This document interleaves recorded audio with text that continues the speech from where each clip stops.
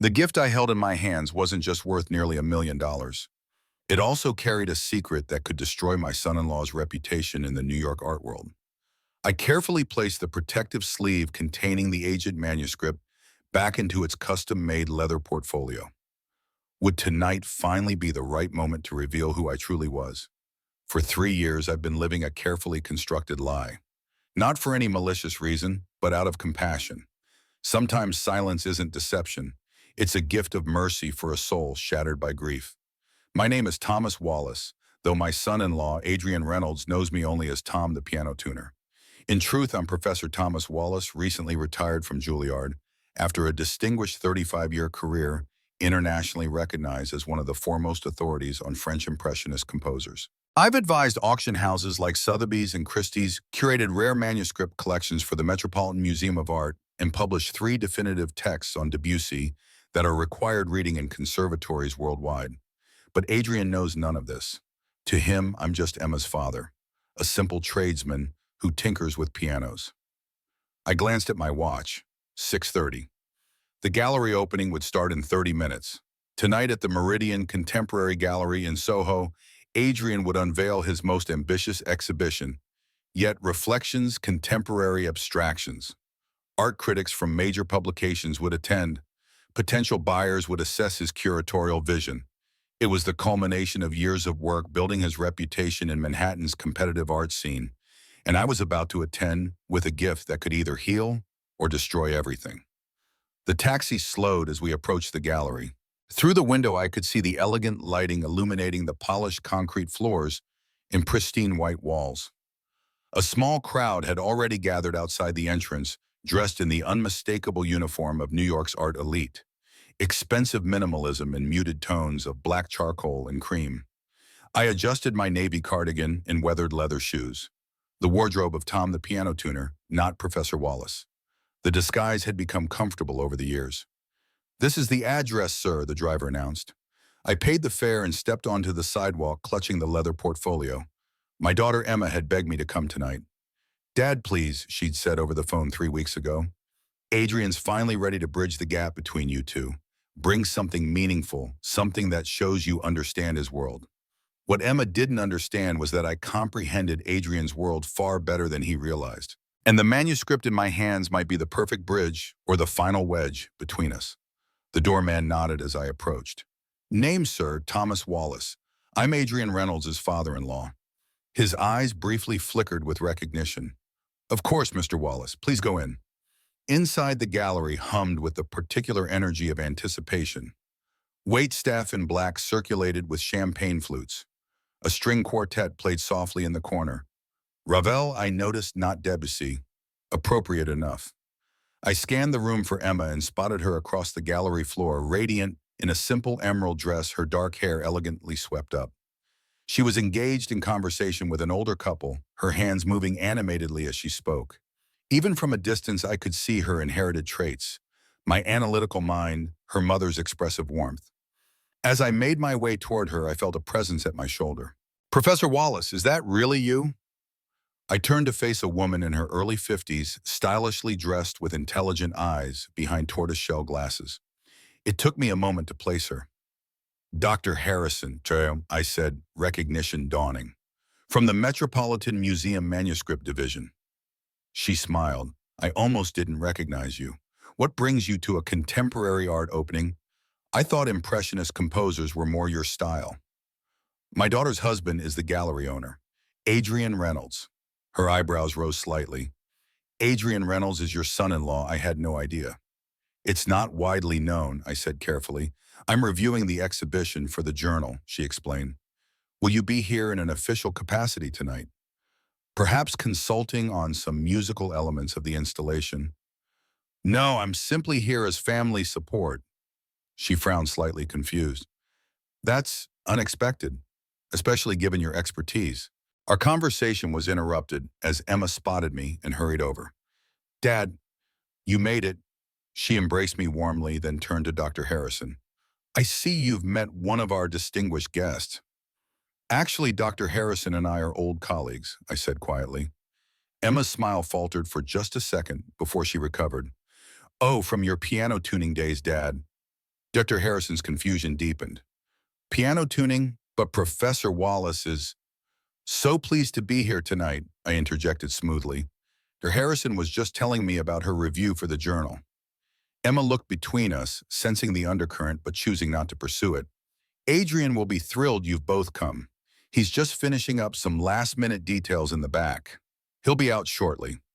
As Emma excused herself to greet other guests, Dr. Harrison fixed me with a penetrating stare. Piano tuning, Professor, what exactly is going on here? I sighed. It's a long and complicated story, Elizabeth. One I'd prefer not to get into tonight. You've been missing from academic circles for 3 years. Rumors were you'd taken a position in Europe. Sometimes disappearing is the kindest thing one can do, I replied. She seemed about to press further when the lights dimmed slightly, then brightened again, the signal that the formal presentation was about to begin. The crowd gravitated toward the center of the gallery where Adrian now stood. At 35, Adrian cut an impressive figure, tall and slim in his perfectly tailored charcoal suit, dark hair artfully styled to appear casually disheveled. He possessed the confidence of someone accustomed to being respected in his chosen field. Ladies and gentlemen, welcome to Meridian Contemporary, and thank you for joining us for the opening of Reflections. His voice carried effortlessly through the space.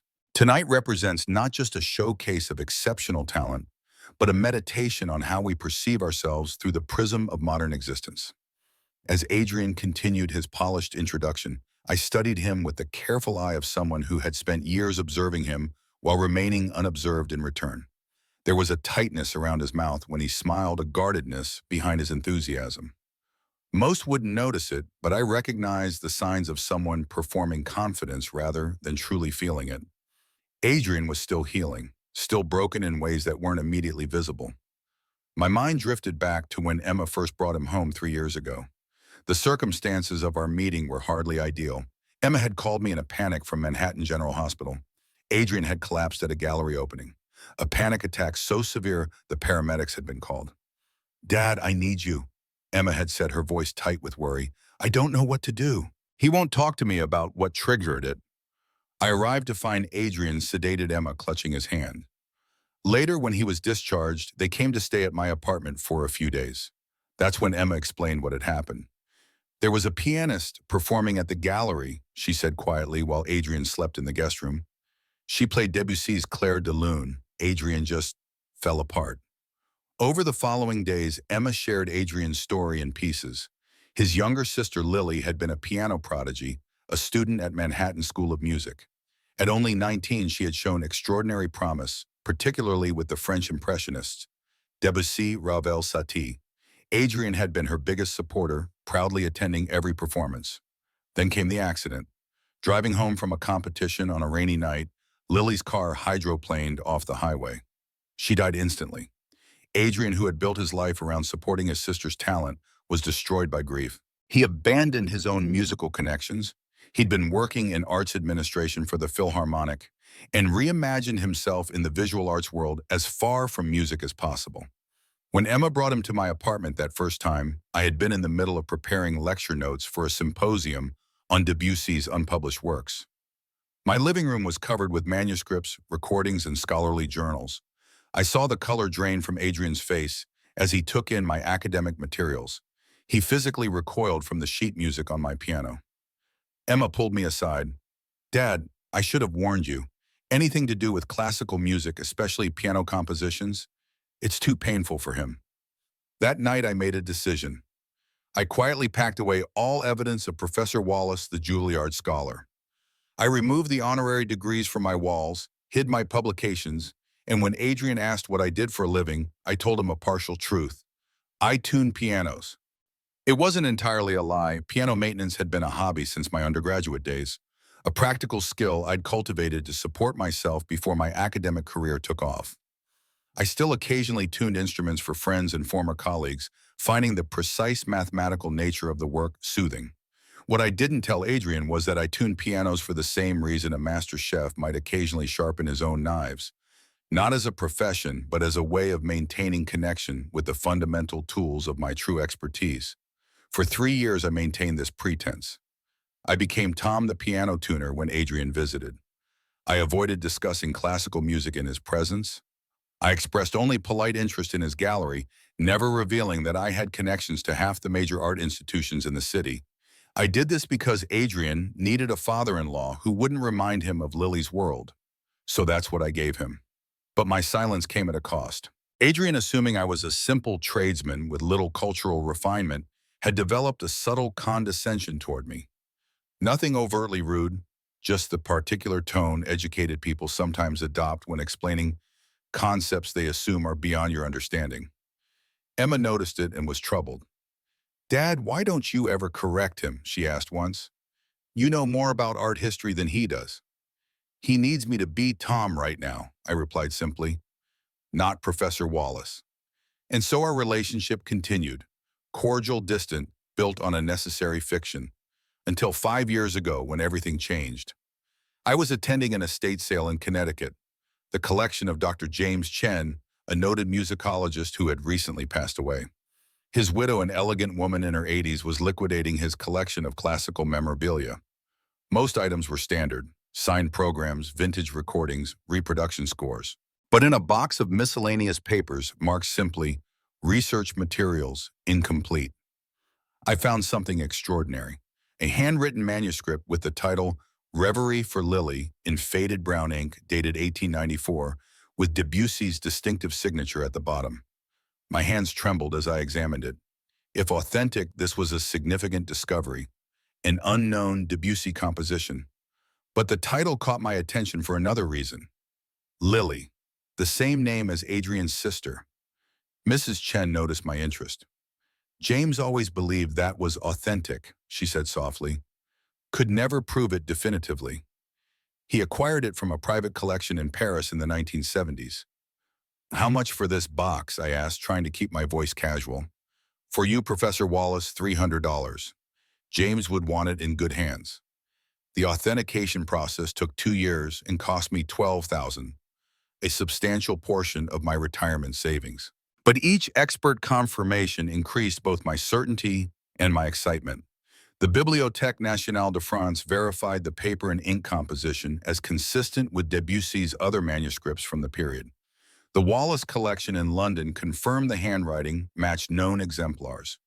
Finally, Sotheby's provided the valuation that took my breath away, $890,000.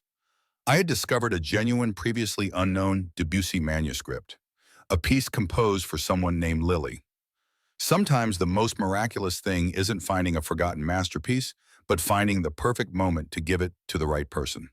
For months, I debated what to do with the manuscript. Museums and libraries had already expressed interest. Collectors had made preliminary inquiries. But something held me back from selling or donating it.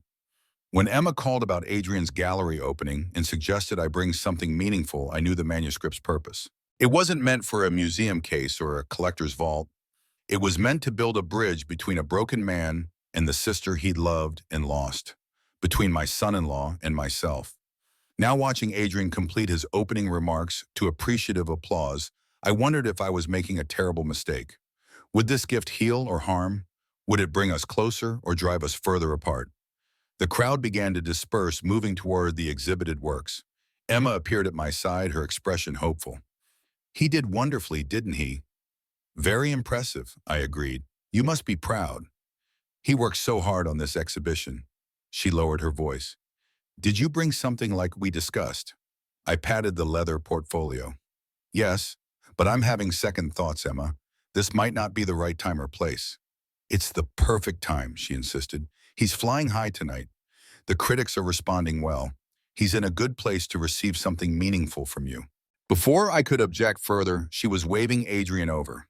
He excused himself from a conversation with two serious-looking collectors and made his way toward us, professional smile in place. "Ray, Tom." He greeted me using the diminutive he preferred to Thomas or Tom. "Glad you could make it." The slight tension around his eyes betrayed that having his blue-collar father-in-law at his professional event wasn't entirely comfortable. "Congratulations on the exhibition," I replied. "Very impressive space you've created here." "Thank you." His gaze flickered briefly to the leather portfolio under my arm. "Emma mentioned you had something for me." Emma nudged me encouragingly. With reluctance giving way to resolution, I handed Adrian the portfolio. Just a small token, I said. Something I thought might interest you. Adrian accepted it with the polite enthusiasm of someone receiving an obligation gift. He unzipped the portfolio and removed the protective sleeve containing the manuscript. Through the clear archival plastic, the aged cream paper was visible, covered with handwritten musical notation in faded brown ink. At the top, in an elegant hand, was the title, Reverie for Lily. Adrian's expression shifted from polite interest to barely concealed amusement. The small crowd around us, gallery assistants, art bloggers, and the two serious collectors, sensed something happening and moved closer. Sheet music, Adrian said, his voice carrying just enough volume to include his audience. That's thoughtful. I felt a tightening in my chest as I recognized the tone. The one he always used when explaining something he assumed was beyond my understanding. Where did you find this, Ray? He asked, holding the manuscript up to the light. Estate sale in Connecticut, I replied truthfully. Adrian nodded knowingly, sharing a look with his companions. Estate sales. You have to be careful with those. Lots of reproductions floating around. The way he said reproductions made it clear what he thought of my purchase. One of the collectors, a woman in an expensive black dress, leaned closer. What kind of music is it? Appears to be classical, Adrian said, tilting the manuscript toward her. Probably printed from a website. You can get anything online these days. A few people chuckled politely. I saw Emma wince. It's an original Debussy manuscript, I said quietly. Composed in 1894. Adrian's smile remained fixed, but his eyes registered embarrassment. Not for himself, but for me. Ray, I appreciate the thought, but this can't be an original Debussy. Those are in museums or major private collections. They're extremely valuable. This one is valued at $890,000, I continued in the same calm voice. I had it authenticated by the Bibliothèque Nationale de France, the Wallace Collection, in Sotheby's. A murmur went through the small crowd. Adrian's smile faltered. Ray, I think there's been some confusion. Perhaps whoever sold this to you wasn't entirely forthcoming. No one sold it to me, I corrected gently. I found it, recognized its potential significance, and had it authenticated myself. Adrian's expression hardened slightly. He was not a man accustomed to being corrected, especially not in front of his peers, and certainly not by his piano tuner father-in-law. Well, it's a lovely reproduction, he said dismissively, attempting to close the conversation. Very realistic looking. It was at this moment that Dr. Harrison stepped forward. Mr. Reynolds, if I may, she interjected. I'm Dr. Elizabeth Harrison, curator of musical manuscripts at the Metropolitan Museum. I've worked with Professor Wallace for many years, and if he says this is an authenticated Debussy manuscript, I would stake my professional reputation on his assessment. Adrian blinked. Professor Wallace. The curator continued, seemingly unaware of the bomb she had just dropped. Thomas Wallace is one of the world's foremost authorities on French Impressionist composers. His authentication of this manuscript would be beyond question in any auction house or museum in the world. The air seemed to crystallize around us. Adrian stared at Dr. Harrison, then at me, confusion giving way to something harder to define. I think, he said slowly, there's been some misunderstanding. He turned to me, his voice taking on an edge. Ray is a piano tuner. Dr. Harrison looked perplexed. Piano tuning may be a hobby, but Professor Wallace held the distinguished chair of musical composition at Juilliard for nearly 20 years. His 3-volume analysis of Debussy's compositional techniques is standard reading in every conservatory.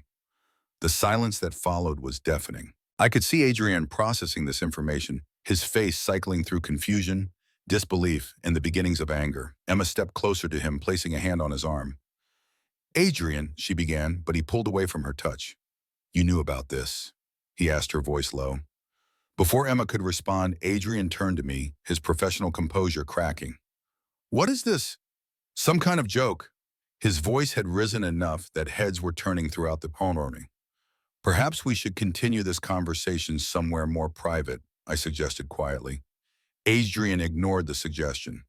For 3 years you've been what? Pretending to be someone you're not, lying to me about who you are. I was aware of the growing audience of Emma's distress, of Dr. Harrison's confusion. But my focus remained on Adrian, on the hurt and betrayal evident beneath his anger. "I think you know why," I said softly. Something flickered in his eyes, a flash of recognition quickly suppressed. He glanced down at the manuscript in his hands at the title, Reverie for Lily, and I saw him make the connection. In that moment, I watched his professional mask slip completely. Raw grief and anger broke through. "You had no right," he said, his voice shaking. "No right at all." He thrust the manuscript back into my hands and turned to one of the gallery assistants. "Continue the tour. Explain the Nordstrom installation to our guests." Without another word, he strode toward the back office, pushing through the crowd. Emma shot me a look of mingled apology and concern before hurrying after her husband. The gallery assistant, a young woman with a professional smile plastered over the obvious discomfort, cleared her throat. "Ladies and gentlemen, if you'll follow me to the north wall, we have an exceptional series of abstracts exploring the fragmentation of identity in digital spaces." As the crowd reluctantly moved away, Dr. Harrison remained at my side. "Thomas," she said quietly, "what in the world just happened?" I slipped the manuscript back into its protective sleeve. "A well-intentioned mistake, I'm afraid." "Why does Adrian Reynolds believe you're a piano tuner, and why did you allow it?" I sighed, feeling suddenly every one of my 73 years. "It's a long story, Elizabeth. One that begins and ends with a young pianist named Lily." Before I could explain further, a voice spoke from behind us, French-accented female vaguely familiar. "Professor Wallace, is it really you?" I turned to face a woman in her 40s, elegantly dressed with dark hair cut in a sophisticated bob. It took me a moment to place her. "Elena Cortez," I said, recognition dawning. "You were at the Sorbonne conference on Debussy, what, 10 years ago?" "8," she corrected with a smile. "I was a postdoctoral fellow presenting on his unpublished works. You were very kind about my research." "You've since made quite a name for yourself in the field," I acknowledged. Elena's expression grew serious. "Professor, I couldn't help overhearing what just happened. Did I understand correctly that Adrian Reynolds is your son-in-law, and that manuscript is Reverie for Lily?" I nodded, increasingly uneasy with how public this situation was becoming. "This is extraordinary," Elena said, her voice dropping. "Professor, there's something you need to know. I was Lily Reynolds' piano instructor at Manhattan School of Music before her accident." The revelation hit me like a physical blow. "You taught Lily?" "For 2 years. She was exceptional, particularly with Debussy." Elena glanced toward the door Adrian had disappeared through. "And that manuscript, Reverie for Lily, it has a special significance that Adrian may not be aware of." Dr. Harrison looked between us. "I believe I should give you two some privacy. Thomas, we'll catch up another time." She squeezed my arm sympathetically before moving away. Once she had gone, Elena continued, her voice low and urgent. "Professor Lily performed that piece, Reverie for Lily, at her final recital at Carnegie Hall just 2 weeks before her accident. It was extraordinary. Critics called it the highlight of the evening." I stared at her. "That's impossible. This manuscript was unknown until I discovered it 5 years ago. It's never been published." "Nevertheless, Lily performed it. I have the recording." Elena's expression grew troubled. "Professor, there's more to Lily's story than what Adrian has shared publicly. More that might help explain his reaction tonight." A commotion near the back of the gallery interrupted us. Adrian had emerged from the office, Emma following close behind, her face streaked with tears. Without acknowledging anyone, Adrian headed straight for the exit.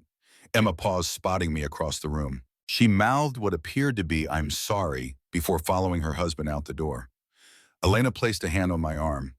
"They're going to need time, but when they're ready to talk, I think I can help explain some things. About Lily, about this manuscript, and about why Adrian reacted the way he did." I looked down at the leather portfolio containing a priceless manuscript and what now appeared to be an even more valuable story. "I think," I said slowly, "we all have a great deal to discuss." The gallery emptied quickly after Adrian's abrupt departure. Staff members quietly directed remaining guests to view the exhibits, their professional smiles barely masking their discomfort. I stood with Elena Cortez near the entrance, the manuscript heavy in my hands, both literally and figuratively. "I should go after them," I said, watching the door through which Emma and Adrian had disappeared. Elena shook her head gently. "Give them time, Professor. Adrian needs space to process what just happened. I've given him 3 years of space, I replied, and tonight I managed to destroy it all in less than 5 minutes. The gallery assistant who had been leading the tour approached us hesitantly. Excuse me, Sir Dr. Cortez. The gallery will be closing soon. Would you like me to call you a taxi? Thank you, but that won't be necessary, Elena answered before I could respond. Professor Wallace and I have some important matters to discuss regarding tonight's situation. Would it be possible to use the small conference room for 30 minutes? The young woman glanced nervously toward the back office. I'm not sure if Mr. Reynolds would. I'll take full responsibility, Elena assured her. You can tell Mr. Reynolds that Elena Cortez requested the space to discuss the Debussy manuscript with Professor Wallace. He'll understand. Something in Elena's tone convinced the assistant. She nodded and led us to a small, elegantly appointed room off the main gallery floor. Once we were seated at the polished black table, Elena's professional composure softened. I must admit, Professor, I never expected to encounter you in these circumstances. She gestured toward the portfolio. May I? I handed her the manuscript in its protective sleeve. She examined it with the practiced eye of someone deeply familiar with historical documents, her fingers hovering just above the surface without touching it. Remarkable, she breathed. The quality of the paper, the distinctive handwriting, and this title. She looked up at me. You had no idea about the connection to Lily Reynolds when you acquired this? None whatsoever, I replied. I found it 5 years ago, long before I met Adrian or knew anything about his sister. The name Lily seemed like a charming coincidence when I learned about Adrian's sister later. I never imagined she had actually performed this piece. Elena carefully returned the manuscript to its sleeve. She didn't just perform it, Professor. She built her final recital around it. Critics called it a revelation, a 19-year-old student interpreting an unknown Debussy work with the maturity of a seasoned concert pianist. But how did she access a piece that was undiscovered? My authentication process confirmed this manuscript had been in private collections unknown to the musical world at large. Elena's expression grew troubled. That's part of what we need to discuss.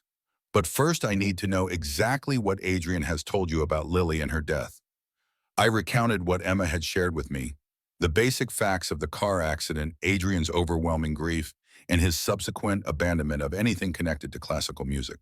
Elena listened intently, her expression growing increasingly somber. When I finished, she was quiet for a long moment. Professor, what I'm about to tell you is sensitive information that has been kept private by the Reynolds family, she finally said. But given tonight's events and your connection to both Adrian and this manuscript, I believe you need to know the full story. She took a deep breath before continuing. Lily's death was not a simple accident. Yes, her car went off the road during a rainstorm, but the police investigation revealed something the family has worked hard to keep out of public knowledge. Lily had been taking prescription medication for anxiety and depression. The toxicology report showed elevated levels in her system along with alcohol. Are you suggesting it wasn't an accident? I asked quietly. The official ruling was accidental death, but there were questions. Lily had been under enormous pressure. She was 19, heralded as one of the most promising pianists of her generation. The expectations were crushing her. I thought of the countless talented young musicians I'd seen over my decades at Juilliard, brilliant, driven, and often dangerously fragile under the weight of potential greatness. The night she died, Lily was returning from a major competition where she'd placed second instead of first. Elena continued. She called Adrian from the road. He was the last person to speak with her. What did she say to him? Adrian never fully disclosed the details of that conversation to anyone as far as I know. But afterward, he blamed himself. He believed he had pushed her too hard, expected too much perfection. I began to understand the layers of Adrian's grief. Not just loss, but guilt. Not just the absence of his sister, but the haunting question of his own role in her death. And the manuscript, I prompted. How did Lily come to perform a piece that was supposedly lost to history? Elena hesitated. This is where the story becomes complicated. 2 weeks before her death, Lily approached me with sheet music she claimed to have found in a small music shop in Paris during a European tour. It was Reverie for Lily, identical to what you're holding now. That's impossible, I said. My authentication process confirmed this manuscript was in the Chen collection for decades before I acquired it. I know. That's what makes this so perplexing. Elena leaned forward. Lily was adamant about including it in her Carnegie recital. She said the piece spoke to her in a way nothing else ever had. She felt it was written for her despite the obvious chronological impossibility. Could she have somehow accessed a copy? Perhaps the Chen collection had been partially digitized. I investigated every possibility at the time. The piece had never been published, never been recorded. Yet Lily played it perfectly, as if she'd been studying it her entire life. We sat in silence contemplating the impossibility before us. There's one more thing you should know, Elena added quietly. The night of Lily's Carnegie performance, Adrian was in the audience. He witnessed her triumph with this piece. He saw how it moved the audience to tears, how it catapulted her from promising student to emerging star overnight. And 2 weeks later, she was gone, I said. Elena nodded solemnly. After her death, the sheet music disappeared. Adrian searched her apartment, her locker at school, everywhere. It was as if it had never existed. The only evidence was a poor quality recording of the performance and the reviews that mentioned an obscure Debussy piece without specifics. And now I appear with the original manuscript, I said, understanding dawning, bearing the exact name of his sister worth a small fortune, claiming to have discovered it years after her death. You can perhaps understand why his reaction was so volatile. Before I could respond, my phone buzzed with an incoming text. It was from Emma. We're at home. Adrian needs time, but I think you should come over. There are things you need to know. I showed the message to Elena. It seems I'm being summoned. I'll come with you, she said decisively. Adrian knows me, trusts me as Lily's former teacher, and I can help explain the musical connections that might otherwise be lost in translation. 20 minutes later, our taxi pulled up outside Adrian and Emma's Upper East Side apartment building. The doorman recognized me and nodded us through to the elevator. As we ascended to the penthouse level, I found myself rehearsing explanations, apologies, justifications, and discarding each one as inadequate. Emma opened the door before I could knock, her eyes red-rimmed but her expression composed. She embraced me briefly, then noticed Elena standing behind me. Dr. Cortez, I didn't expect... She trailed off, confused.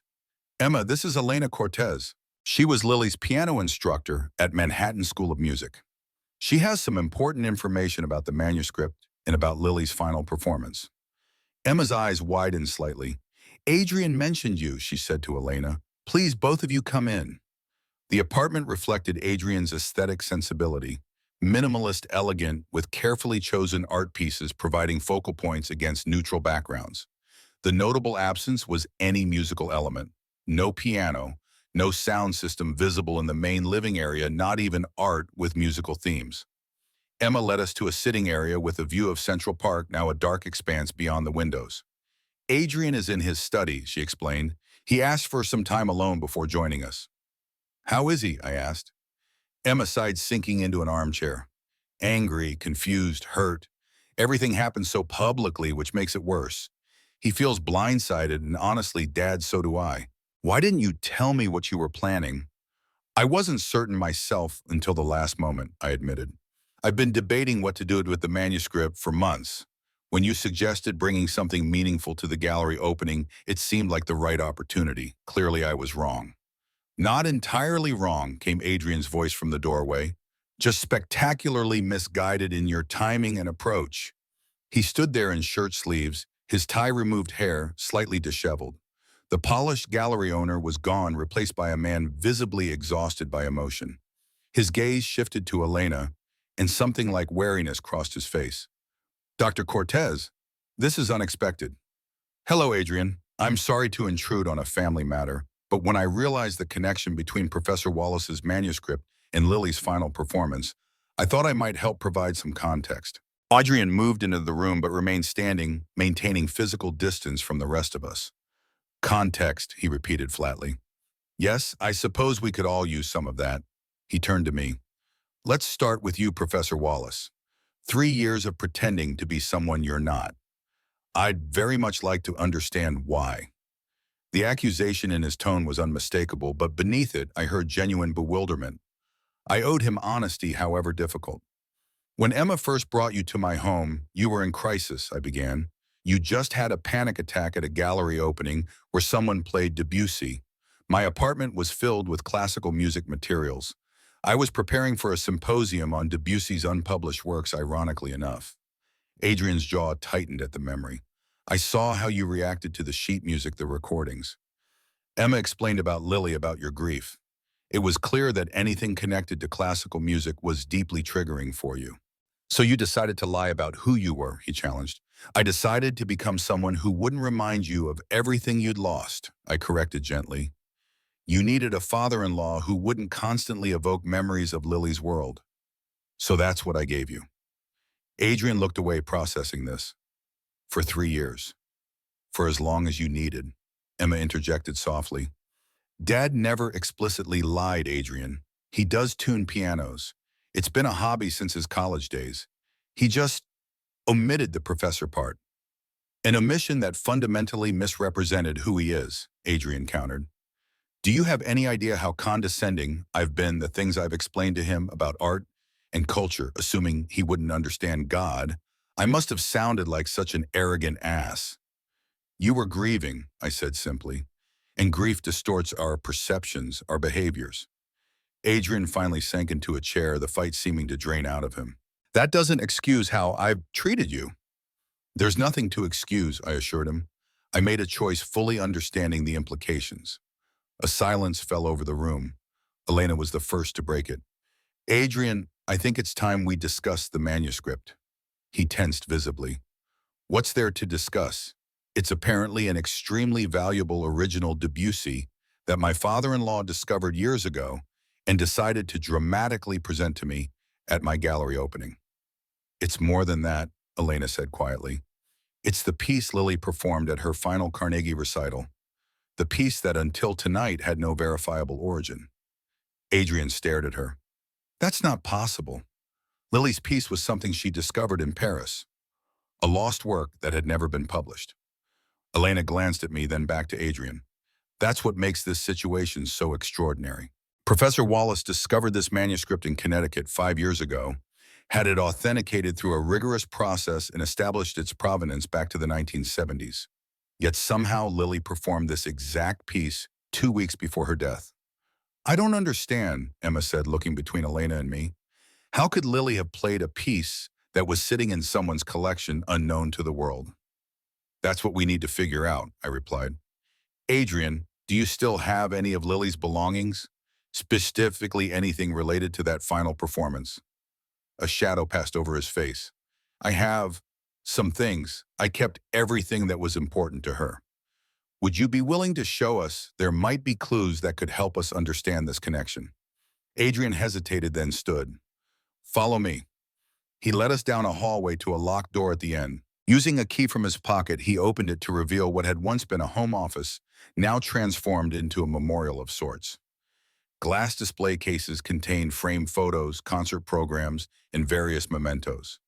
A violin case rested on a stand in one corner. The walls were lined with bookshelves containing music books, scores, and journals. This is everything I saved after the accident. Adrian explained, his voice tight with emotion. I couldn't bear to have it in open display, but I couldn't bring myself to store it away either. So I created this room. You never mentioned this, Emma said softly, wonder and sadness mingling in her voice. It was too private, too painful. Adrian moved to a cabinet along one wall. Her performance materials from Carnegie would be in here. He unlocked the cabinet and began carefully removing folders and notebooks. Lily was meticulous about her performances. She kept detailed notes, practiced obsessively, researched each composer and piece thoroughly. As he laid the materials on a small table, I noticed something that made my breath catch. A folder labeled simply Reverie. Adrian saw my reaction and handed it to me. This would have been her preparation for the Debussy piece. I opened the folder with careful hands. Inside were pages of handwritten notes about interpretation technique, emotional intention, the kind of deep analytical work I had always encouraged in my most serious students. But what caught my attention was a small envelope tucked into the inside cover. It was addressed to Adrian in an elegant feminine hand. What's this? I asked, showing him the envelope. Adrian's face paled. I've never seen that before. His voice was barely above a whisper. That's Lily's handwriting, but I never found any letter when I went through her things after. Emma placed a supportive hand on his arm. Would you like me to open it for you? Adrian shook his head. With trembling fingers, he took the envelope and broke the seal. Inside was a single sheet of paper folded neatly. As he unfolded it, we all fell silent, aware we were witnessing something intensely personal. My dearest Adrian, he began reading aloud, his voice unsteady. If you're reading this, something has happened to me. I asked Marissa to place this in my Carnegie folder if I ever... He paused, taking a shaking breath. If I ever couldn't tell you these things myself. Adrian looked up, confusion evident in his expression. Marissa was her roommate. She helped me collect Lily's things afterward. She never mentioned any letter. Please continue, Elena urged gently. First, I need you to know that none of this is your fault. The pressure I've been feeling isn't because of you or anyone else. It's something inside me, a voice that keeps telling me I'll never be good enough, no matter how much I achieve. Adrian's voice broke on the last words. Emma moved closer, offering silent support. After a moment, he continued reading. I found something miraculous in Paris, something that has given me peace when nothing else could.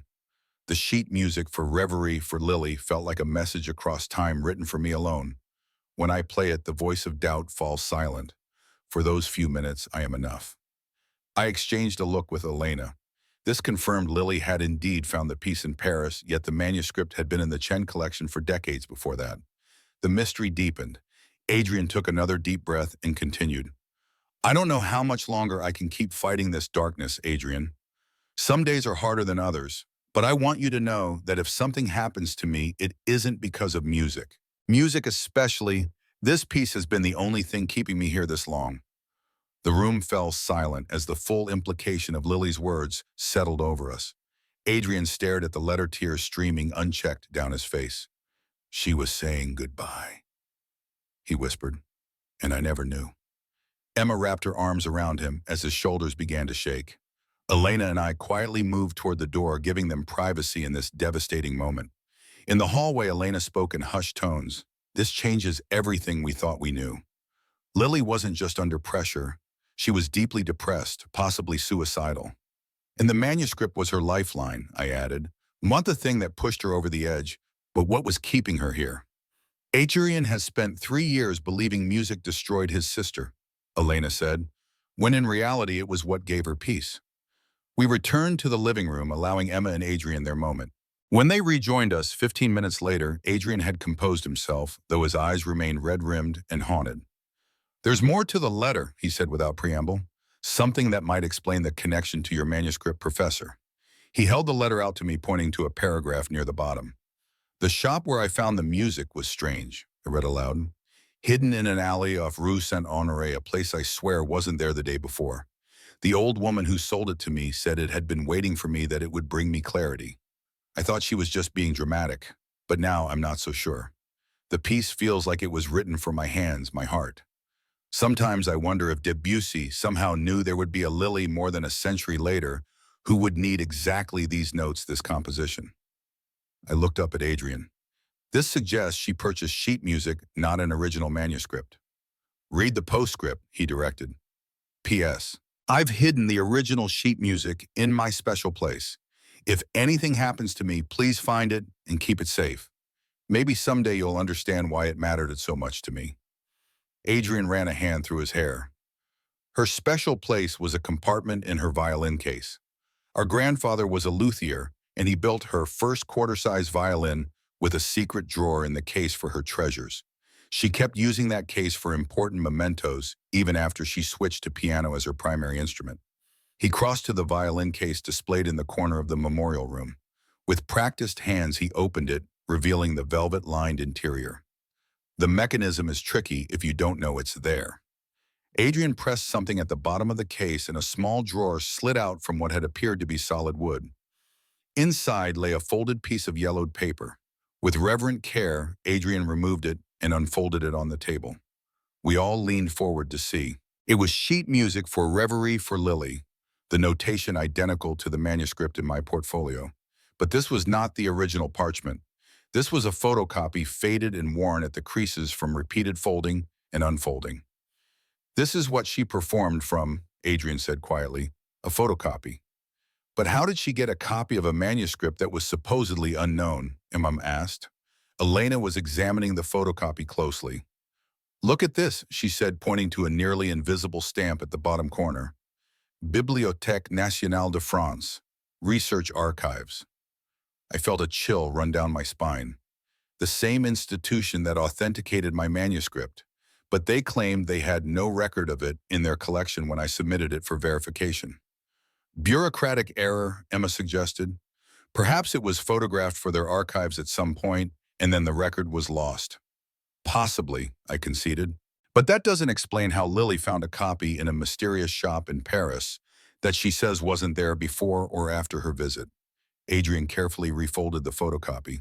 Are you suggesting something impossible? That's not like you, Professor. I'm not suggesting anything yet, I replied. I'm simply noting the inconsistencies we need to resolve. Elena had been quiet, lost in thought. Now she spoke up. There's one way to verify if they're truly identical. Lily's final recital was recorded. I have a copy of the performance. We could compare it to the manuscript. Adrian tensed visibly. I haven't listened to her play since the funeral. You don't have to, Elena said gently. I can analyze it with Professor Wallace, but it might help us understand what's happening here. Before Adrian could respond, Emma interjected. I think we all need a moment to process everything. It's been an overwhelming evening. She turned to Elena and me. Would you both stay for dinner? We could continue this conversation afterward when everyone has had a chance to collect themselves. Elena agreed readily. I hesitated, looking to Adrian for his preference. Please stay, he said, surprising me with his directness. I have some things I need to say to you, and I think we all want answers about this manuscript and its connection to Lily. During the simple dinner, Emma prepared conversation remained light, deliberately avoiding the emotional topics we had unearthed. It was only when we moved back to the living room with coffee that Adrian finally addressed what had happened at the gallery. I owe you an apology, Professor. He began setting his cup down deliberately. My behavior tonight was inexcusable. I publicly humiliated you, dismissed your expertise, and rejected your gift in the most ungracious way possible. Under the circumstances, I started, but Adrian held up a hand. Please let me finish. For 3 years, I've treated you with condescension, explaining art concepts to one of the most respected scholars in a related field, assuming you couldn't possibly understand the nuances of cultural significance. I've been arrogant, dismissive, and frankly, an absolute ass. You didn't know, Emma reminded him gently. That's just it, Adrian countered. I didn't bother to know. I made assumptions based on superficial information. I never asked about your background, your interests, your expertise. I decided who you were based on what little I knew and never questioned that assessment. He turned back to me. The truth is, I didn't want to know you better. Keeping you at arm's length, categorized as Emma's blue-collar father, was easier than risking a real relationship that might touch on painful subjects. I understand Adrian, I said sincerely, and for what it's worth, I made choices that facilitated that distance. Why ways? He asked the question that had clearly been bothering him most. Why go to such lengths to hide who you really are? I considered my answer carefully. When Emma first brought you home, you were in acute distress. Your panic attack at the gallery, your visceral reaction to the sheet music in my apartment. It was clear that anything connected to classical music was deeply traumatic for you. So you pretended to be someone else for my comfort. The incredulity in his voice was palpable. I became the person you needed in that moment, I corrected. You were joining our family carrying an enormous burden of grief. If temporarily setting aside certain aspects of my identity helped ease that burden, it seemed a small sacrifice. Adrian shook his head slowly. I never asked for that. Sometimes the most important gifts are the ones never requested, I said quietly. A silence fell over the room. It was Elena who finally broke it. I think it's time we address the manuscript, she said, and its extraordinary connection to Lily. Adrian nodded, though tension remained visible in his posture. I have a home sound system in my study. We can listen to Lily's recording there. He led us back to the memorial room and unlocked a cabinet revealing high-end audio equipment. I kept everything related to her, even though I couldn't bear to use it. He explained, selecting a USB drive from a drawer. As he connected it to the system, his hand hovered over the play button. For a moment, I thought he might change his mind. Then, with a visible effort of will, he pressed play and stepped back. The room filled with the crystalline notes of a piano, delicate nuance played with extraordinary sensitivity. I recognized the piece immediately as Reverie for Lily, exactly as notated in my manuscript. The interpretation was remarkable, not just technically accomplished, but imbued with emotional depth that belied the performer's youth.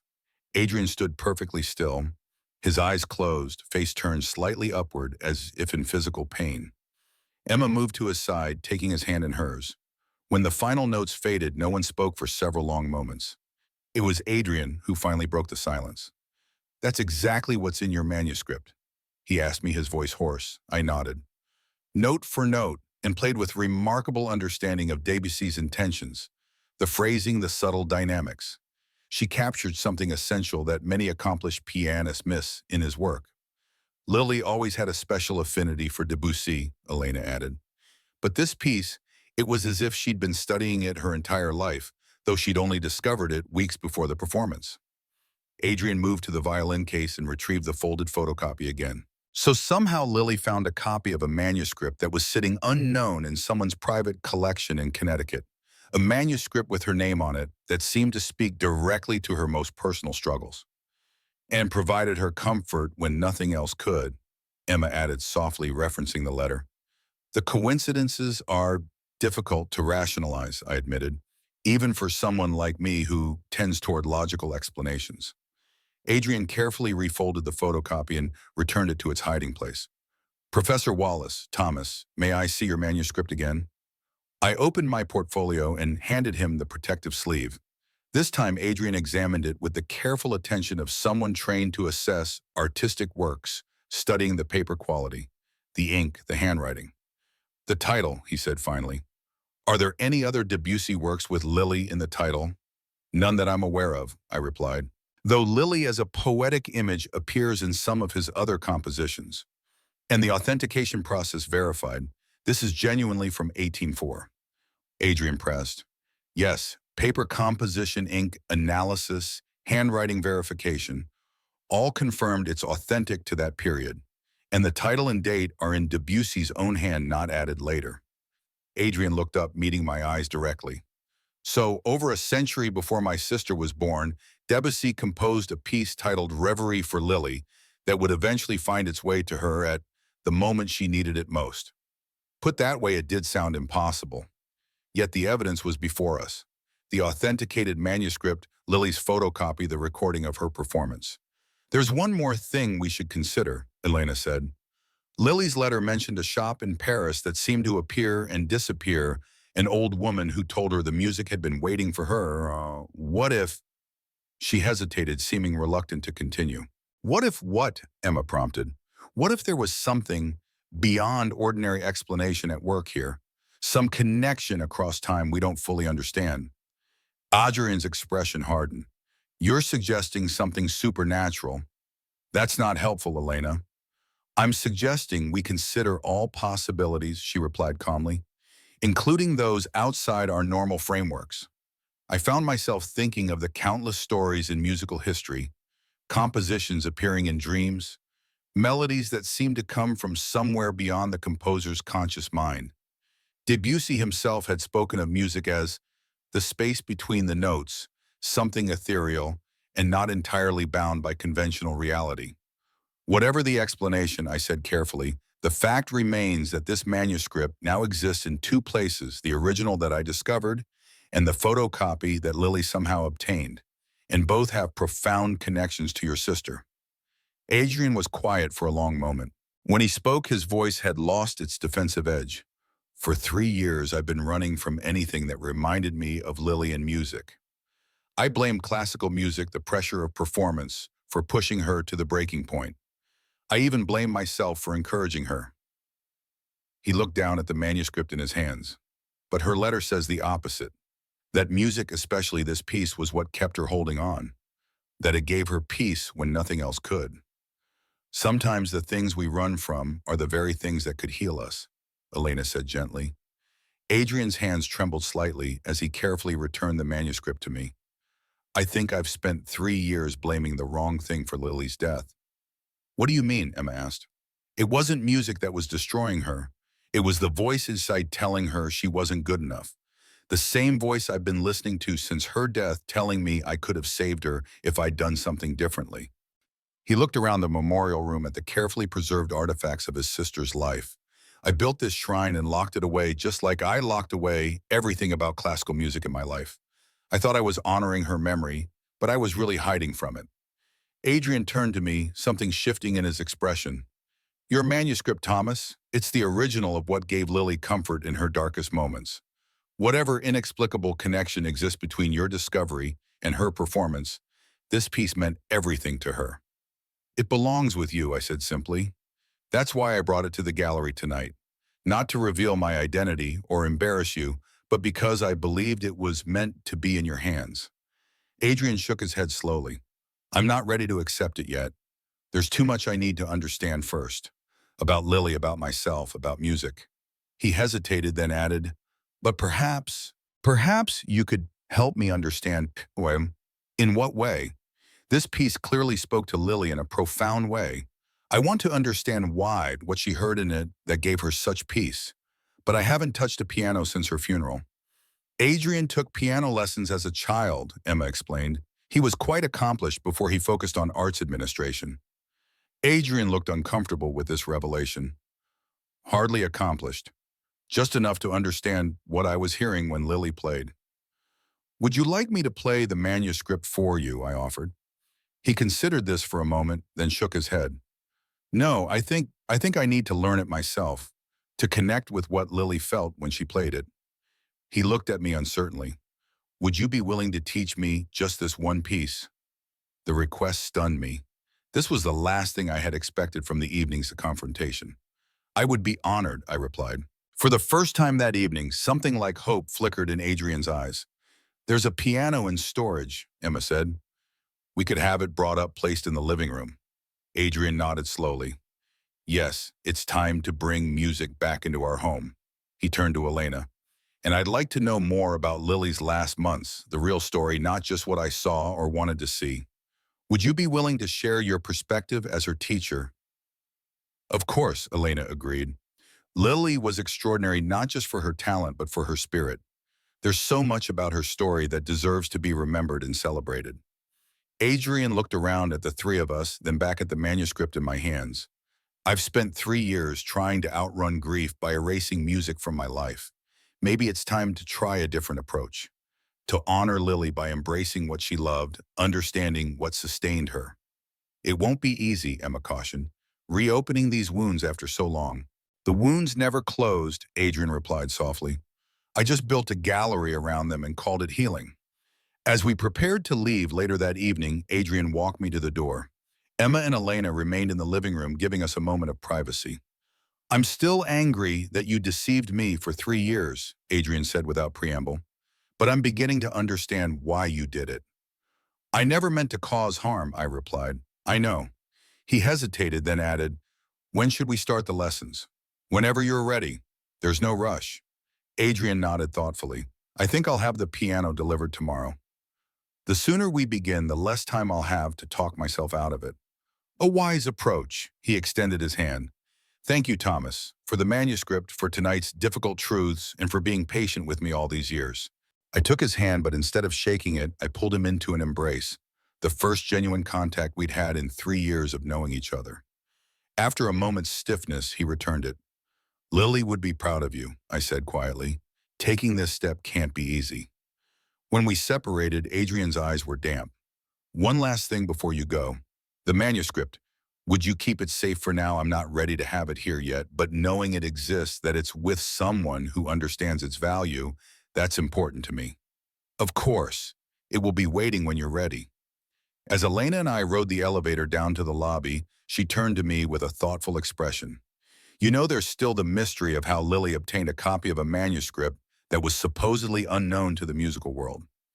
Some mysteries may not have satisfying explanations, I replied, but I suspect the manuscript itself contains the answer if we know how to read it. What do you mean? Debussy once wrote that music is the silence between the notes. Perhaps what Lily found in this piece was something beyond the notation itself, something that speaks across time to those who need to hear it. Elena smiled. For a man of academic rigor, Thomas, you have a surprisingly poetic soul. Music requires both precision and poetry, I replied. Perhaps the explanation for our manuscript mystery requires the same dual perspective. As we stepped out into the cool night air, I felt a sense of cautious optimism. The evening had begun with confrontation and painful revelations, yet ended with the possibility of healing. Whatever mysterious connection existed between Lily and the manuscript, it had accomplished something remarkable tonight. It had begun to bridge the divide between Adrian and his past, between Adrian and myself. And perhaps in some inexplicable way, between Adrian and the sister he had lost, but never truly left behind. The piano arrived the following afternoon. I watched from the doorway as two delivery men maneuvered the elegant Steinway baby grand into place in Adrian and Emma's living room. The instrument gleamed under the apartment's recessed lighting, its polished ebony surface reflecting the city skyline visible through the floor-to-ceiling windows. It was in climate-controlled storage, Emma explained, standing beside me. Adrian insisted on keeping it properly maintained, even though he couldn't bear to have it in our home. Lily's piano, I asked. Emma nodded. It was her 18th birthday present. Adrian arranged for a partial scholarship from the Manhattan School of Music, then covered the remaining cost himself. He worked 2 jobs for nearly 3 years to make it happen. This detail added another layer to the complex relationship between the siblings. Adrian's dedication to fostering his sister's talent, the sacrifices he'd made long before her death. "Where is Adrian now?" I asked, noticing his absence. "He went for a walk when the delivery men called to say they were on their way." Emma's expression was a mixture of concern and hope. "He said he needed time to prepare himself. This is significant for him. The piano has been in storage since Lily's death." The delivery men finished positioning the instrument and departed after Emma signed their paperwork.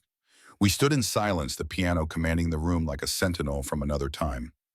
"Will you play something?" Emma asked softly, "just to make sure it's still in proper condition." I hesitated, uncertain whether Adrian would want someone else to play the instrument before he returned.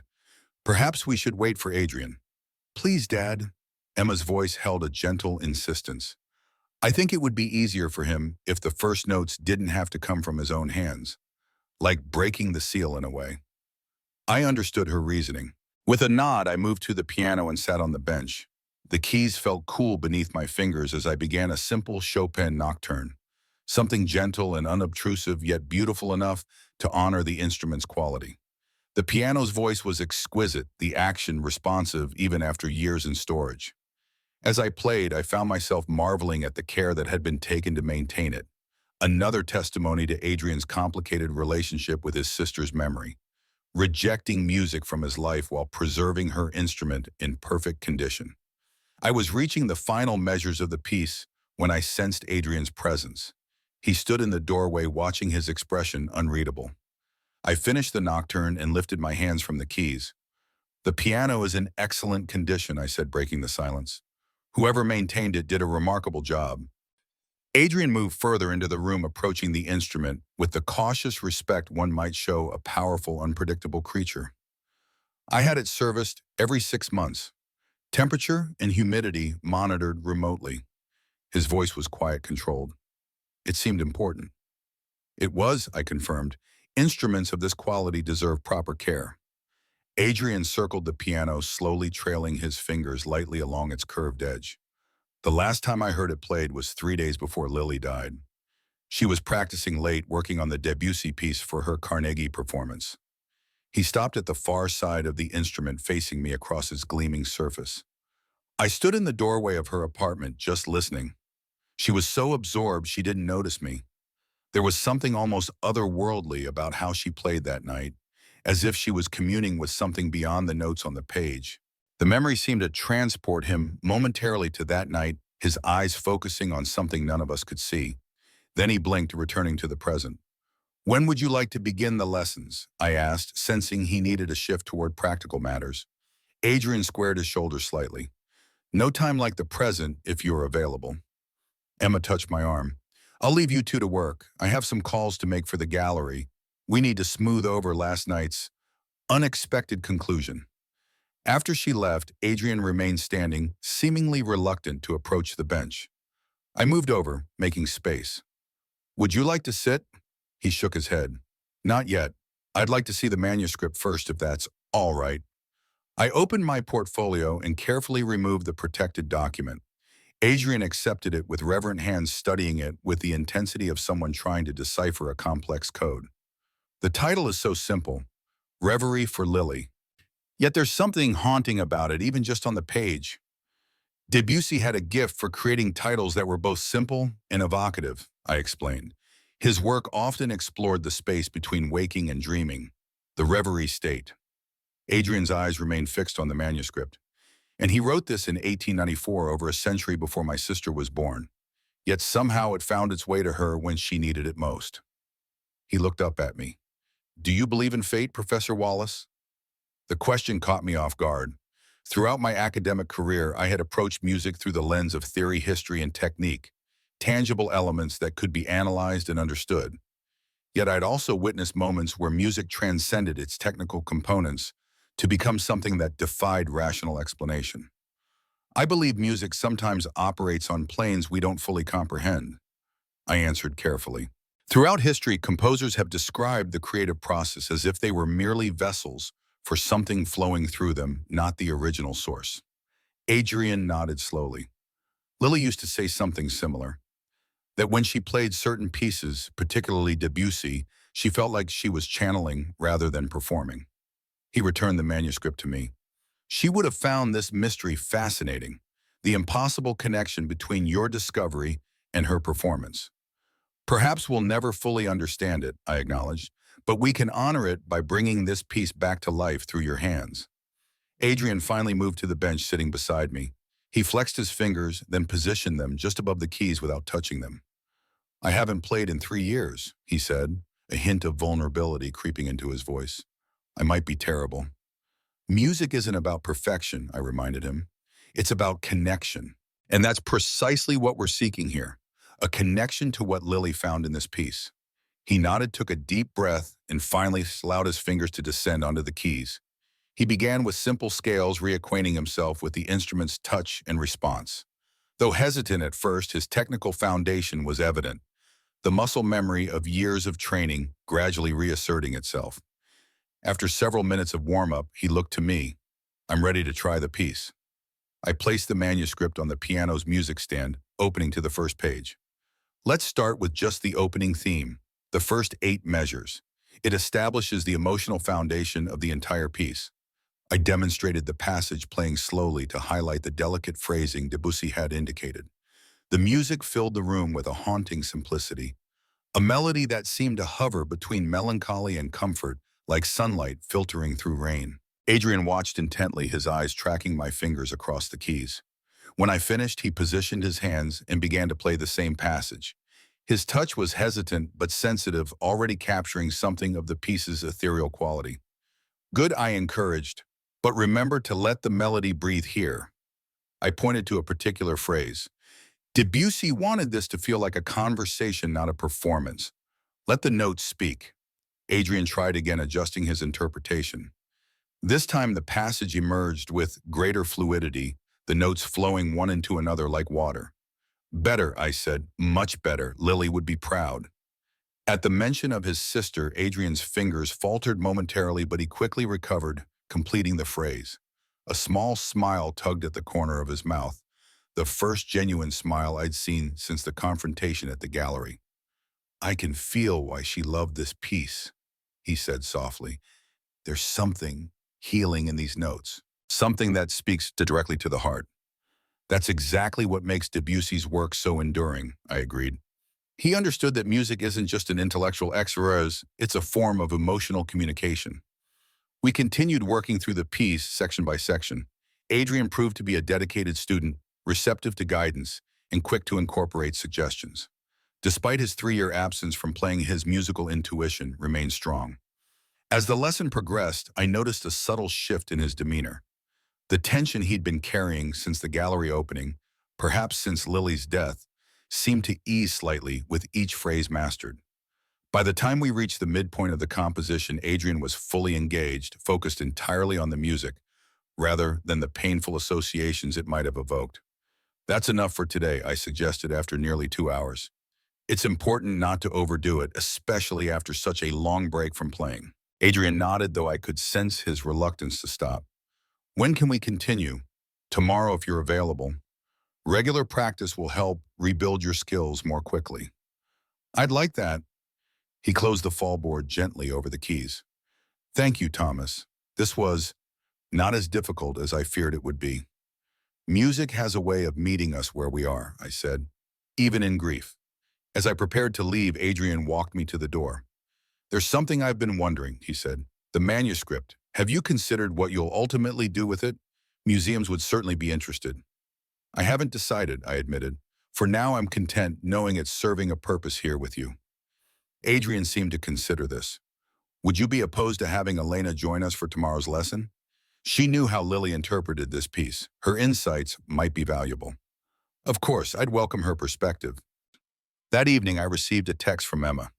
Something remarkable happened after you left. Adrian stayed at the piano for another hour working through what you'd taught him. I haven't seen him this focused, this present, in 3 years. Thank you, Dad. I smiled at the message, feeling cautiously optimistic about the path we'd begun. Music had been the source of Adrian's deepest wound. Perhaps it could also be the instrument of his healing. The next day, both Elena and I arrived at Adrian and Emma's apartment to find Adrian already at the piano practicing the sections we'd covered in our first lesson. He's been at it since 6 this morning, Emma whispered to us as she took our coats. I woke up to Debussy instead of an alarm clock. Elena smiled knowingly. That's how Lily used to practice too, first thing in the morning when the mind is clearest. Adrian looked up as we entered the living room. I think I've got the first half reasonably well under control, he said without preamble, but I'm struggling with the transition into the middle section. Show me, I invited, moving to stand beside the piano. Adrian played through the opening sections with growing confidence, his interpretation already more nuanced than the previous day. When he reached the transitional passage, however, his tempo faltered, and the delicate balance between the hands became uneven. I see the issue. I nodded. This is where Debussy shifts the emotional center of the piece. It requires a different touch, a different intention. May I, Bonto? Elena asked, approaching the piano. Adrian moved to make room for her on the bench. She positioned her hands thoughtfully before beginning to play the troublesome passage. Under her experienced fingers, the transition flowed naturally, the harmonies blending with subtle shifts in dynamics that created an almost hypnotic effect. That's exactly how Lily played it. Adrian said, his voice tinged with wonder. The way you're balancing the voicing, it's uncanny. Elena nodded. Lily had a remarkable instinct for Debussy's intentions. She understood that this transition isn't just a technical bridge between sections, it's an emotional doorway. The performer needs to guide the listener through it gently, like moving from one dream state to another. She used that exact phrase in her performance notes. Adrian said, reaching for the folder we discovered in Lily's memorial room. He extracted a page of handwritten observations pointing to a particular passage. Look, the middle transition functions as an emotional doorway, not a technical bridge. Elena smiled sadly. We discussed that concept many times. Lily was always more interested in what music conveyed emotionally than in technical perfection. That's what made her playing so compelling, even at her young age. For the next 2 hours, the three of us worked through the piece together, me providing technical guidance, Elena offering insights into Lily's interpretation, and Adrian gradually integrating both perspectives into his own emerging approach to the composition. By the end of the session, Adrian could play the entire piece from beginning to end, not yet with polished perfection, but with genuine understanding and growing emotional connection. This is remarkable progress for just 2 days of practice. I commended him, especially after such a long break from playing. Adrian flexed his fingers, which were likely growing sore from the unaccustomed exertion. It doesn't feel like I'm learning something new, he admitted. It feels like I'm remembering something I once knew. Elena and I exchanged glances, both recognizing the significance of his observation. Music was beginning to reintegrate itself into Adrian's identity, no longer the enemy he had cast it as after Lily's death. As we prepared to end the session, Emma appeared with a folder in her hands. I've been doing some research, she announced, about the Debussy manuscript and its possible history. We gathered in the living room as Emma spread several printed articles across the coffee table. I contacted a musicologist friend who specializes in lost compositions, she explained. She directed me to some interesting historical accounts. She pointed to a yellowed newspaper clipping reproduced in one of the printouts. In 1895, a young woman named Liliane Mercier was apparently the only person to ever perform Reverie for Lily during Debussy's lifetime. She was a French pianist who died tragically young, at 19.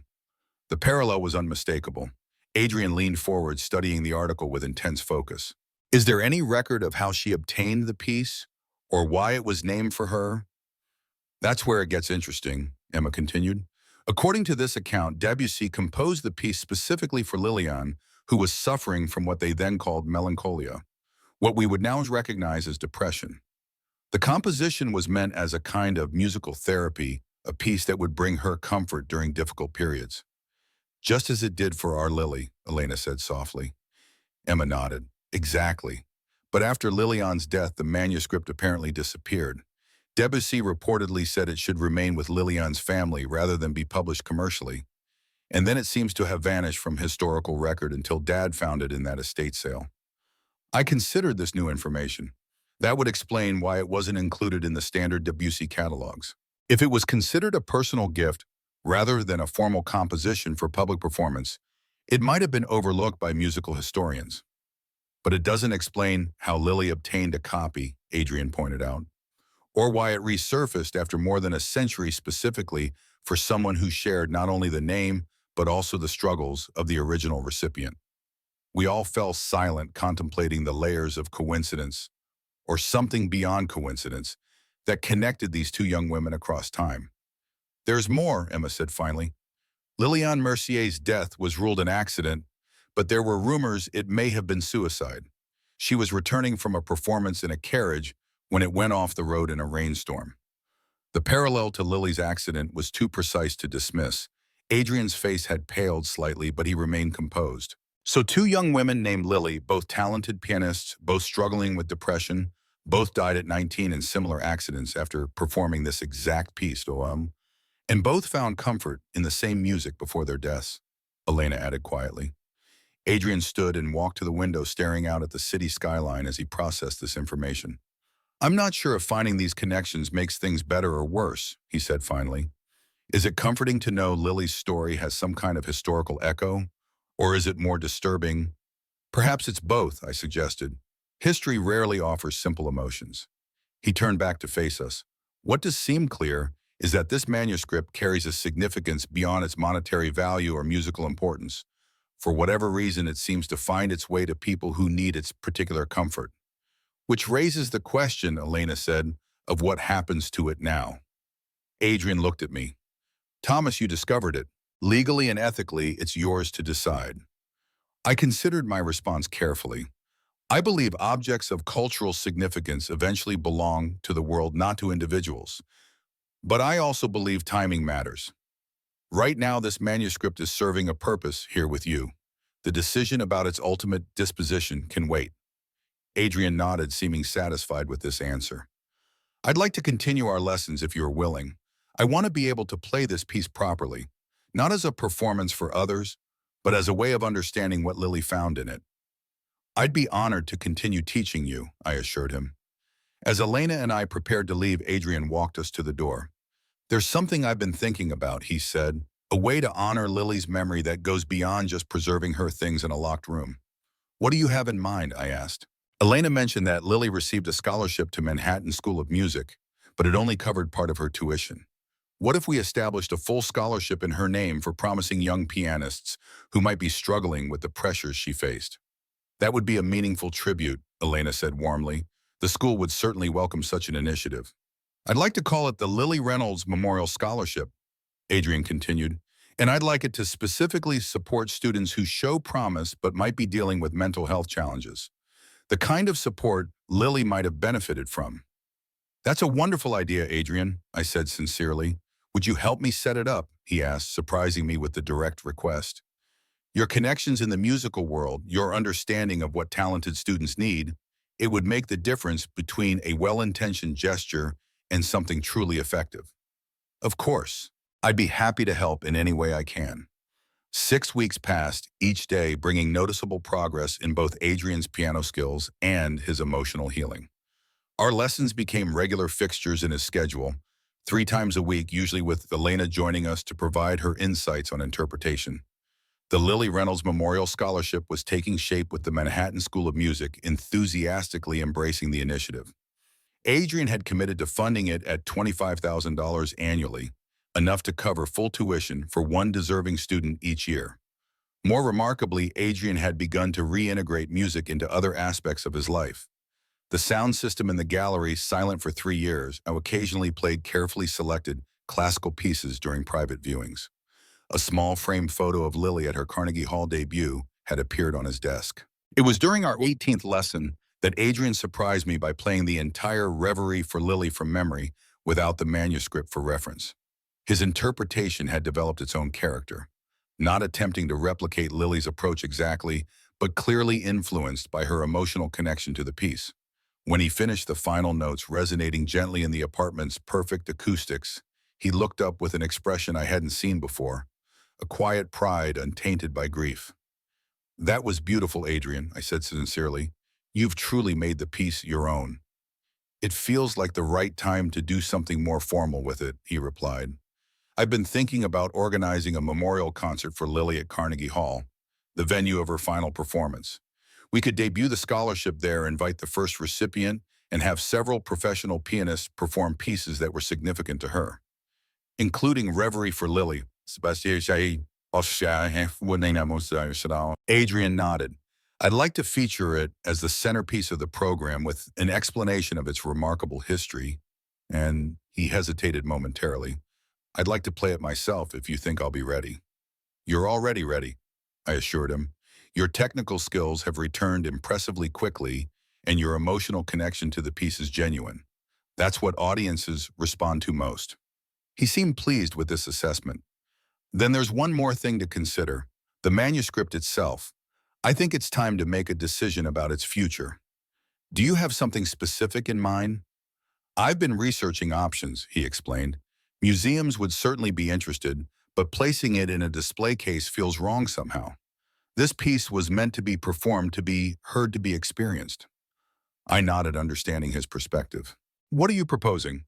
What if we donated it to the Manhattan School of Music's library with the provision that it be made available to scholars and students for study?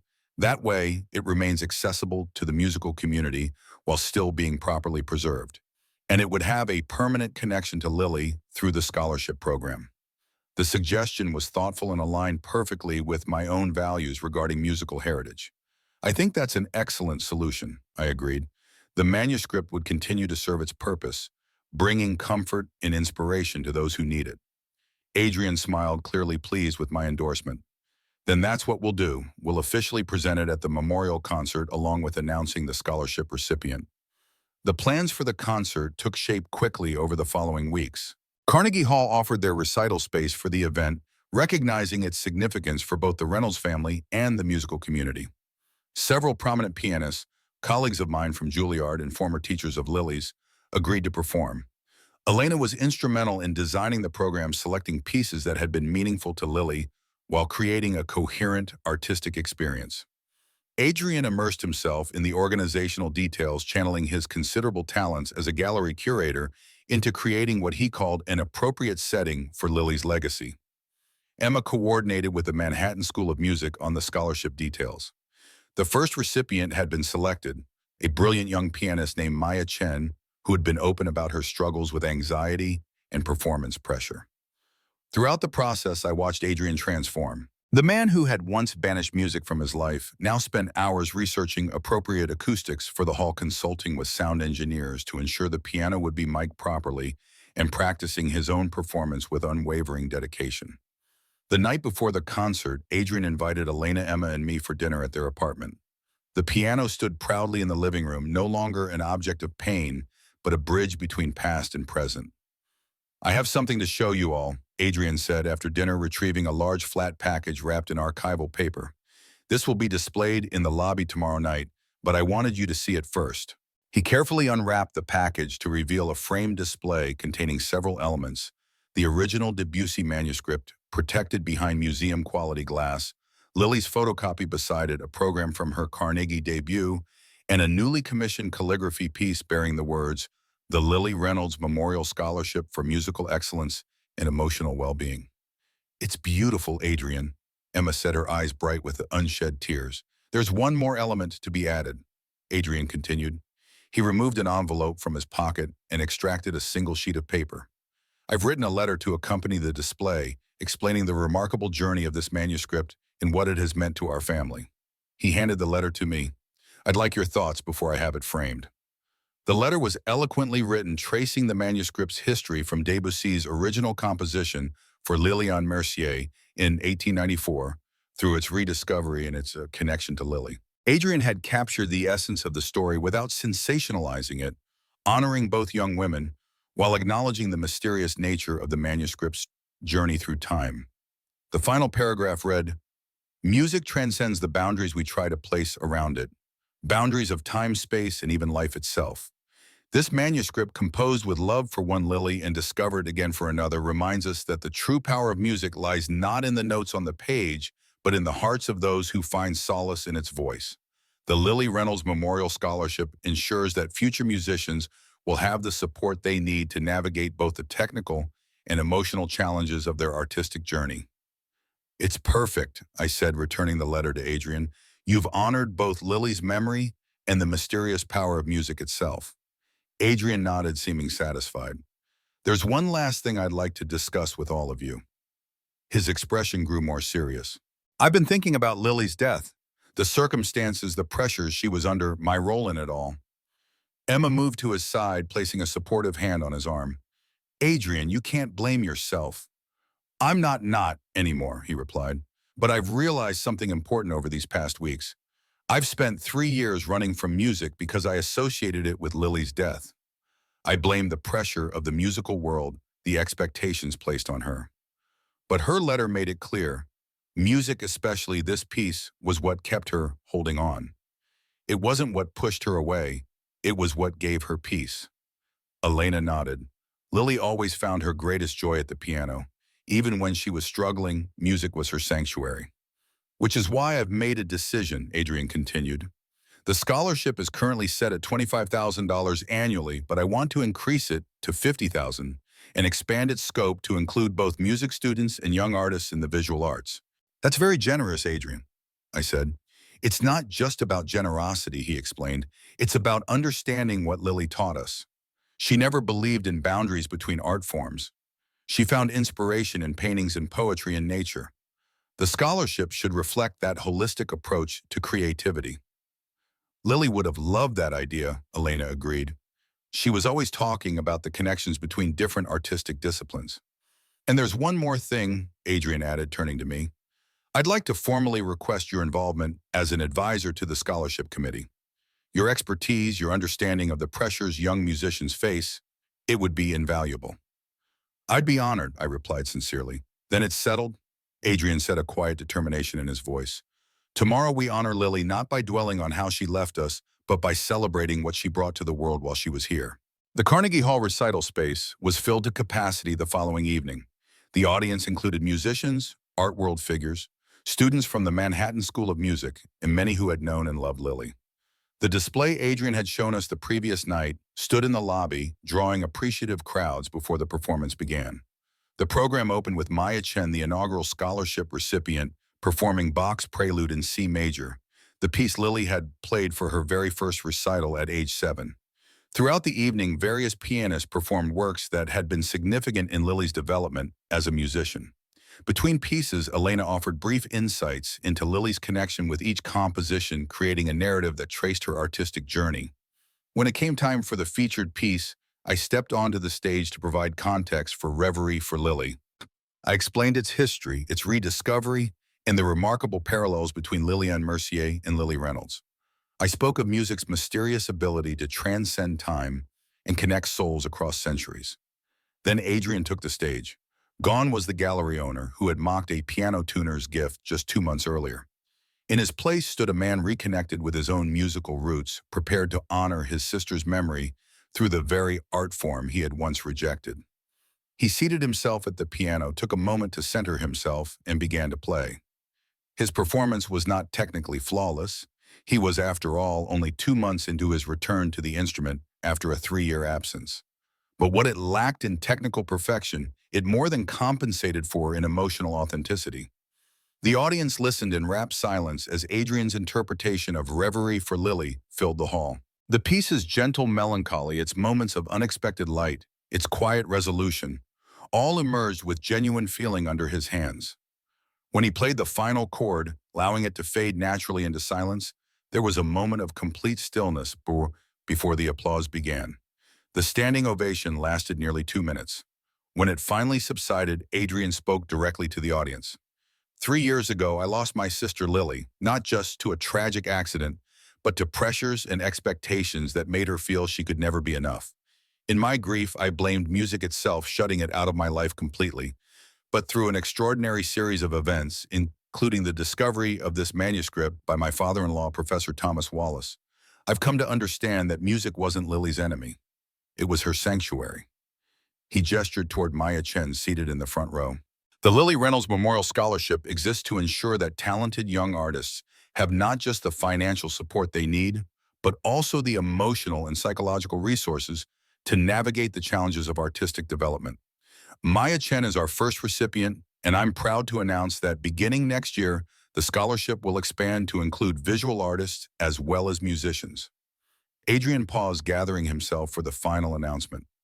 Tonight, I'm honored to share that the original Debussy manuscript of Reverie for Lily will be donated to the Manhattan School of Music's library, where it will be preserved for future generations while remaining accessible to scholars and students. This remarkable piece, which provided comfort to 2 young women named Lily over a century apart, deserves to continue its journey of healing and inspiration. The reception following the concert was filled with warmth and genuine celebration. I watched from a quiet corner as Adrian moved through the crowd, accepting congratulations and sharing stories about Lily with those who had known her. There was still sadness in his eyes when he spoke of her, but it was no longer the raw grief that had defined him for 3 years. It had matured into something more sustainable, a melancholy tempered by purpose and understanding. Emma appeared at my side, champagne flute in hand. "You're looking rather pleased with yourself, Dad," she observed with a smile. "Not with myself," I corrected. "With Adrian, with this evening, with how far we've all come since that night at the gallery. It's remarkable, isn't it? 2 months ago, he couldn't bear to have music in our home. Tonight, he performed at Carnegie Hall." She took a sip of champagne, watching her husband across the room. "You know what he said to me this morning? I feel like I'm finally honoring Lily properly, not just preserving her memory in amber." I nodded, understanding the distinction. There's a profound difference between commemoration and continuation. Adrian has found a way to let Lily's spirit continue to influence the world, not just remember that it once did. Emma leaned against my shoulder affectionately. "And none of this would have happened without your manuscript, Dad, without your patience and understanding over the past 3 years. I simply provided an opportunity," I demurred. "Adrian did the difficult work of confronting his grief and finding a path forward." Our conversation was interrupted as Adrian approached, accompanied by a distinguished-looking man in his 60s. "Thomas, I'd like you to meet Dr. James Webb from the International Music Manuscript Foundation," Adrian said. "He's interested in the authentication process you undertook for the Debussy piece." Dr. Webb shook my hand warmly. "Professor Wallace, it's an honor. I've followed your academic work for years. This manuscript discovery is extraordinary, not just for its musical significance, but for the remarkable story surrounding it. Thomas went to considerable expense to authenticate it properly," Adrian added. "The process took nearly 2 years." "May I ask how you financed such an extensive authentication?" Dr. Webb inquired. "The procedures you described would have cost tens of thousands." It was a fair question, if somewhat direct. "I inherited some money from my parents several years ago," I explained. "I'd been collecting rare manuscripts as investments for my retirement. When I found this piece and later realized its connection to Lily, it seemed like the right use of those funds." Adrian looked at me with sudden concern. "Thomas, this manuscript is worth $890,000. I can't just let you give it away." "I'm not giving it away," I replied. I'm entrusting it to Lily's legacy, to the institution that helped shape her as an artist. But your retirement? Adrian, I'm 73 years old, I said gently. I have enough money to live comfortably. What I don't have is enough time to make this manuscript matter to someone who needs it. Emma's eyes filled with tears. Dad, you've been planning this for 2 years. Not planning exactly, hoping, waiting for the right moment. What if that night at the gallery had gone differently, she asked. What if Adrian had appreciated the gift without all the drama? Then I would have told him the story quietly over dinner, I replied. But sometimes the most important conversations happen in the least expected ways. Outer Webb was shaking his head in amazement. This is going to become legendary in the music world. The story of the professor who spent 2 years authenticating a manuscript just to give it to his grieving son-in-law. Actually, Elena interjected, having joined our circle, I think this story is going to reach far beyond the music world. The classical music community needs to hear about Lily's legacy about the manuscript, about the scholarship Adrian mentioned. Adrian looked confused. What scholarship? I realized I hadn't mentioned that part yet. The Sophie Montgomery Memorial Scholarship at Manhattan School of Music. I established it after her death to help promising young pianists who might be struggling with the pressure she faced. Adrian stared at me. You created a scholarship in Lily's name. The music world lost something precious when Lily died. I said simply, the scholarship is a way to make sure her legacy supports other young artists. How much? Adrian asked quietly. $25,000 annually. It's enough to cover tuition for a talented student who might not otherwise be able to afford conservatory training. Adrian was quiet for a long moment. Thomas, can I contribute to that scholarship? Of course. I want to increase it to $50,000 annually, and I want to expand it to include art students as well as musicians. Students who are dealing with the same pressures Lily faced. Emma squeezed his hand. Adrian, that's beautiful. Lily never believed in boundaries between art forms, Adrian said. She would have wanted to support all kinds of artists. Elena was wiping her eyes. Adrian, that's a wonderful way to honor her memory. Dr. Webb pulled out his phone. I'm going to make some calls tomorrow. Several concert pianists I know would be interested in performing Reverie for Lily in Lily's honor. We could organize a memorial concert series. I'd like that, Adrian said, but only if Thomas thinks Lily would have approved. I smiled. Lily would have loved knowing her music was bringing people together. As the reception began to wind down, Adrian carefully placed the manuscript back in its protective sleeve. Thomas, he said, I have one more request. What's that? Would you mind if we called you Dad? I know you're Professor Wallace to the rest of the world, but I'd like to think of you as family. I'd like that very much. Adrian extended his hand, then thought better of it and embraced me instead. Thank you, he whispered, for keeping Lily's memory alive when I couldn't. Thank you for trusting me with her story. As we walked out of Carnegie Hall together, Emma between Adrian and me, her arms linked through ours, I realized that sometimes the most valuable gifts aren't the ones we give, but the ones we receive in return. Adrian had given me something I hadn't even known I was missing. A son who understood that love sometimes works in mysterious ways, and that the most powerful healing often comes through honoring what we've lost rather than running from it. 6 months later, I sat in Adrian and Emma's living room, watching my son-in-law's fingers move carefully across the piano keys. He was playing the opening measures of Reverie for Lily, his technique much improved, but his intention even clearer than before. Remember, I said gently, Debussy wanted this to feel like a conversation, not a performance. Let the melody breathe. Adrian nodded, adjusting his touch. The music that emerged was simple but heartfelt, not the transcendent interpretation Lily had given it, but something equally valuable. A brother's love made audible. Better, I said. Lily would be proud. Adrian smiled, continuing to play. We'd been having weekly lessons since that night at the gallery, and slowly, carefully, he was rebuilding his relationship with music.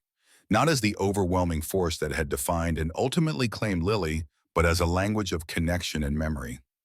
The manuscript itself was now professionally framed and mounted on the wall above the piano, not as a museum piece, but as a living part of their home. Adrian had insisted on displaying the authentication documents alongside it, not to prove its value, but to honor the journey that had brought it to him. Dad, Adrian said, pausing in his practice, Emma and I have some news. I looked up from the score I'd been annotating. We're pregnant, Emma announced, her face glowing.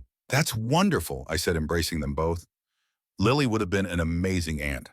Actually, Adrian said, we've been talking about names. If it's a girl, we'd like to call her Lily, but only if you think that would honor her memory properly. I felt tears prick my eyes. I think Lily would be honored to have her name carry forward. And if it's a phone, Emma added. We were thinking Thomas after the grandfather who taught us that love sometimes requires patience. I couldn't speak for a moment. 3 years of careful distance had led to this. A family united not by blood alone, but by shared understanding of loss healing and the courage to honor difficult truths. Adrian, I said finally, would you play the piece one more time? I'd like Lily to hear how beautifully you have learned her favorite music. As the gentle notes filled the room, I closed my eyes and remembered that night at Carnegie Hall. Lily's radiant joy, Adrian's proud face in the audience, the impossible beauty of music bridging past and future. Sometimes the most powerful response really isn't the fastest one. Sometimes love works best when it's patient, when it waits for exactly the right moment to reveal itself. And sometimes the greatest gifts we can give are the ones that help others remember who they used to be.